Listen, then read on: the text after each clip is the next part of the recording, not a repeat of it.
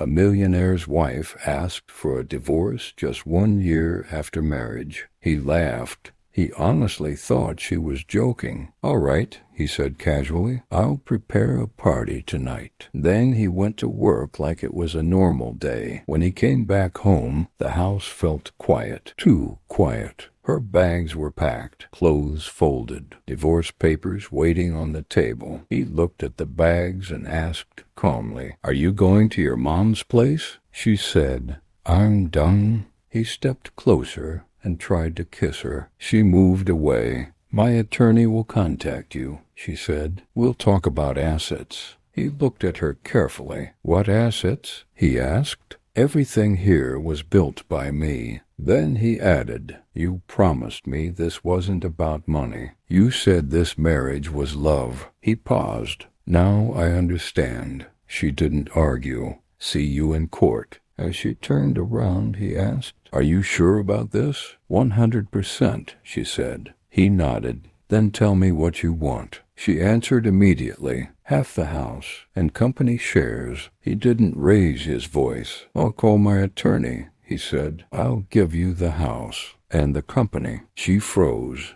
"All of it?" she asked. "Yes," he said. "Everything except my old house and my car." She smiled. "That's more than fair." The next day he signed every document. No delays, no negotiations. He packed his tools, got into his car, and drove back to the small house he owned before Success. Before he left, she asked, "Why are you doing this?" He answered calmly, "Real estate isn't a product business. Let's see how it runs without me." After that, he disappeared. He didn't call old partners. He didn't use past connections. He didn't attack the company. He just worked hard, quiet, every day. He took on huge debt, not to survive, but to move faster. People thought he was reckless. Debt didn't scare him. He knew how to turn it into structure. Within 2 years, his company was bigger than the one he gave away. Not louder, just stronger. One afternoon, his assistant walked into his office. "The company we're negotiating with is struggling," she said. "They lost a key partner. They're selling houses just to pay debt." He looked at the papers and said, "Then they'll sell to us at this price anyway." "Yes," the assistant said. He leaned back.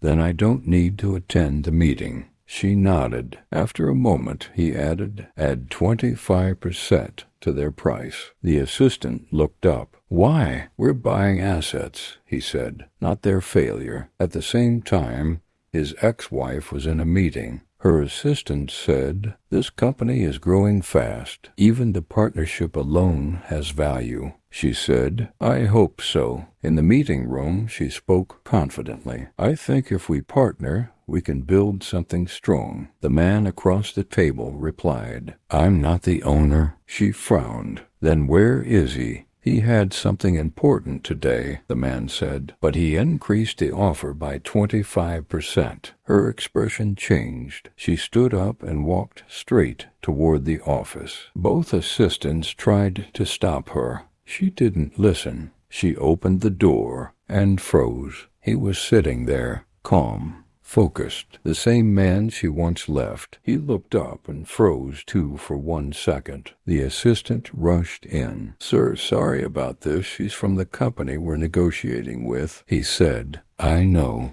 Should I call security?" the assistant asked. "No," he said. "Everyone leave." The door closed. She spoke first. "You're the owner?" "Yes," he said. She took a breath. "The day you left, I thought I was rich. I thought money meant control." She looked down. "I didn't know how hard it is to keep everything running." He nodded. "That's something you learn only by doing." She said quietly, "I want you to take the deal." He replied, "I already did." After a pause, she added, "I want you to take everything back." He didn't answer immediately. He looked at the window. Outside, the city was moving like it always did. Deals being made, mistakes repeating, people confusing ownership with control. Finally, he spoke. "No," he said. She looked confused. "But you built all of this?" "Yes," he said, and that's why I don't need it back. Then why are you here? She asked. I'm here because your company needed liquidity, he said. I'm here because your debt needed a buyer. I'm here because this deal made sense. He paused. Not because I needed revenge. She sat down slowly. So what happens now? She asked. He slid a document across the table. You keep the company, he said, but the properties we just bought stay with us. We manage them. We refinance them. We exit when the numbers say so. She scanned the paper. You planned this. I planned my work, he said. The rest was timing. She looked up. When you left, I thought you lost everything. He smiled slightly. I lost money, he said. That's all. Silence. Then she asked the question she avoided for 2 years. How did you rebuild so fast? He shook his head. I didn't rebuild, he said. I just did the same thing again, from a different starting point. That's when she finally understood. The house, the company, the money, those were never the source. They were results. Later that day, he left the building quietly. No press, no announcements. No victory speech. Back in the car, his assistant asked, Do you want to buy the rest of her company? He shook his head. No. Why? He looked ahead. Because I already proved what needed to be proven. Money decided where he started. Skill decided where he ended.